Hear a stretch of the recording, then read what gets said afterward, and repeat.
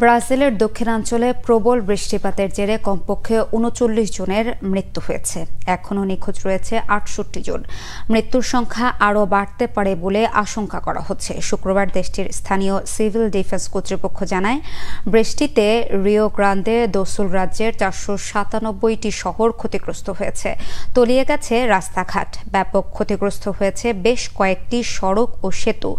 ঝড়ের কারণে ভূমিধস দেখা দিয়েছে। স্থানীয় একটি জলবিদ্যুৎ কেন্দ্রের জলাধারের আংশিক ধসে পড়েছে। সেখান থেকে লোকজনকে নিরাপদে সরে যাওয়ার নির্দেশ দিয়েছে স্থানীয় কর্তৃপক্ষ। এরই মধ্যে মৃত্যু ও নিখোঁজের পাশাপাশি বাস্তুচ্যুত মানুষের সংখ্যা ছাড়িয়েছে ২৪,০০০। নিখোঁজদের সন্ধানে উদ্ধার কার্যক্রম অব্যাহত আছে। এদিকে ব্রাজিলের প্রেসিডেন্ট লুলা দা সিলভা ক্ষতিগ্রস্তদের পাশে থেকে সব ধরনের সহযোগিতার আশ্বাস দিয়েছেন।